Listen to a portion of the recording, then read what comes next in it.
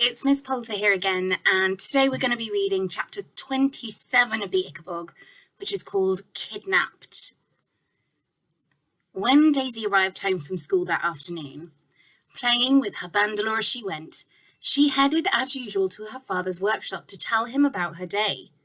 However, to her surprise, she found the workshop locked up. Assuming that Mr. Dovetail had finished work early and was back in the cottage, she walked in through the front door with her schoolbooks under her arm. Daisy stopped dead in the doorway, staring around. All the furniture was gone, as were the pictures on the walls, the rug on the floor, the lamps, and even the stove. She opened her mouth to call her father, but in an instant, a sack was thrown over her head and a hand clamped over her mouth. Her schoolbooks and her bandolier fell with a series of thuds on the floor. Daisy was lifted off her feet, struggling wildly, then carried out of the house and slung into the back of a wagon. "If you make a noise," said a rough voice in her ear, "we'll kill your father." Daisy, who'd drawn a breath into her lungs to scream, let it out quietly instead. She felt the wagon lurch and heard the jingling of harness and trotting hooves as they began to move. By the turn that wagon took, Daisy knew that they were heading out of the city within the city, and by the sounds of the market traders and other horses, she realized that they were moving into wider Shoeville. Though more frightened than she'd ever been in her life, Daisy nevertheless forced herself to concentrate on every turn, every sound, and every smell, so she could get some idea of where she was being taken. After a while, the horses' hooves were no longer falling on cobblestones, but on an earthy track, and the sugar-sweet air of Shoeville was gone, replaced by a green, loamy smell of the countryside. The man who kidnapped Daisy was a large, rough member of the Ickabog Defence Brigade called Private Prod. Spittleworth had told Prod to get rid of the little dovetail girl, and Prod had understood Spittleworth to mean that he was to kill her. Prod was quite right to think this. Spittleworth had selected Prod for the job of murdering Daisy because Prod was fond of using his fists and seemed not to care whom he hurt. However, as he drove through the countryside, passing woods and forests where he might easily strangle Daisy and bury her body, it slowly dawned on Private Prod that he wasn't going to be able to do it. He happened to have a little niece around Daisy's age, of whom he was very fond. In fact, every time he imagined strangling Daisy, he seemed to see his niece Rosie in his mind's eye, pleading for her life. So instead of turning off the dirt track into the woods, Prod drove the wagon onwards, racking his brains as to what to do with Daisy. Inside the flour sack, Daisy smelled the sausages of Baronstown, mingling with the cheese fumes of Kurdsburg, and wondered which of the two she was being taken to. Her father had occasionally taken her to buy cheese and meat in these famous cities. She believed that if she could somehow give the driver the slip when he lifted her down from the wagon, she'd be able to make her way back to Shoeville in a couple of days.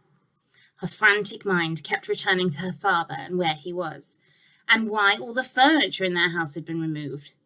But she forced herself to concentrate on the journey the wagon was making instead, to be sure of finding her way home again. However, hard as she listened out for a sound of the horses' hooves on the stone bridge over the flume that connected Baronstown and Kurdsburg, it never came, because instead of entering either city, Private Prod passed them by.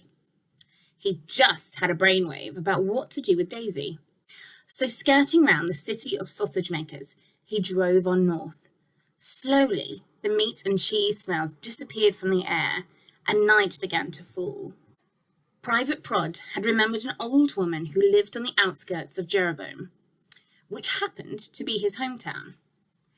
Everyone called this woman Ma Grunter.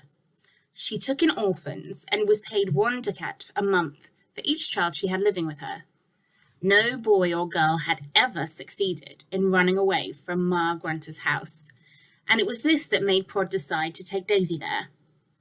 The last thing he wanted was Daisy finding her way back to Shoeville, because Spittleworth was likely to be furious that Prod hadn't done what he was told.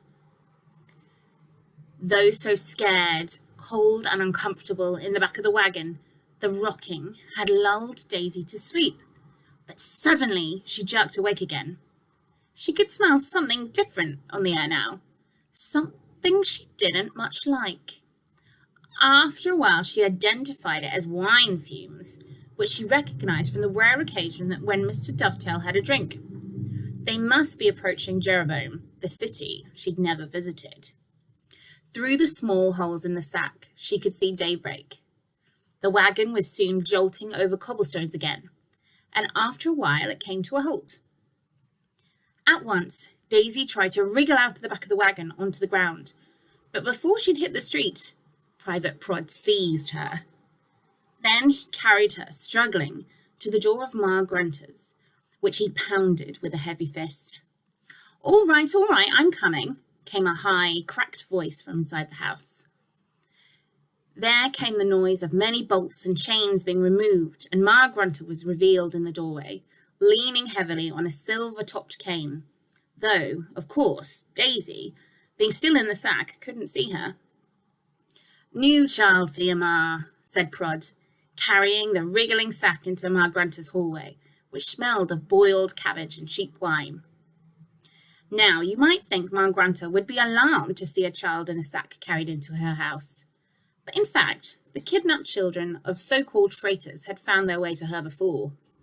She didn't care what a child's story was. All she cared was the 1 ducat a month the authorities paid her for keeping them. The more children she had packed into her tumble-down hovel, the more wine she could afford, which was really all she cared about. So she held out her hand and croaked, 5 ducat placement fee, which was what she always asked for, if she could tell somebody really wanted to get rid of a child. Prod scowled, handed over the 5 ducats, and left without another word. Ma Grunter slammed the door behind him. As he climbed back into his wagon, Prod heard the rattle of Ma Grunter's change and the scraping of her locks. Even if it had cost him half his month's pay, Prod was glad to have gotten rid of the problem of Daisy Dovetail, as he drove off as fast as he could back to the capital.